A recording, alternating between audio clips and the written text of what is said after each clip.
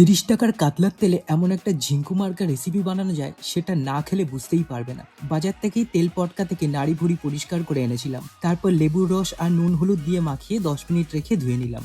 এরপর বেগুন, পটল, আলু, কুমড়ো, টমেটো, কয়েকটা পুঁই পাতা, ধনে পাতা কেটে কুটে ধুয়ে দেয়া একেবারে রেডি করে নিলাম। এইসব কাটাকুটি করতেই অনেক সময় লেগে গেল।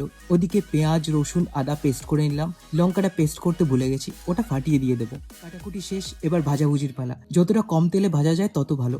বেগুন, পটল, কুমড়ো ভেজে তুলে রাখলাম। তারপর 5 ফোড়ন, শুকনো লঙ্কা, তেজপাতা ফোড়ন দিয়ে পেঁয়াজ, আদা রসুন পেস্ট, কাঁচা লঙ্কা দিয়ে 2 মিনিট পর টমেটো দিয়ে কষিয়ে মাছের তেলটা দিয়ে দিলাম। 5 মিনিট লো ফ্লেমে ঢেকে কুক করলে এত তেল উঠবে। এবার হলুদ, নুন, আলু দিয়ে আরো 5 মিনিট কুক করব। তারপর ধনে জিরে গুঁড়ো, গোলমরিচ গুঁড়ো, কাশ্মীরি লঙ্কার গুঁড়ো দিয়ে কষিয়ে পুঁই পাতা দিয়ে দেবো। আলু সেদ্ধ হয়ে এলে সব ভেজে রাখা সবজি দিয়ে 2 মিনিট কষিয়ে ধনে পাতা, হাফ কাপ জল, একটু চিনি দিয়ে জাস্ট 2-4 মিনিট ফুটিয়েই নামিয়ে নিলে রেডি কাতলার তেল চচ্চড়ি। ট্রাই করে জানিও কেমন হলো। এবার পেজটা ফলো, চ্যানেলটা সাবস্ক্রাইব আর ভিডিওটা লাইক করে দিও।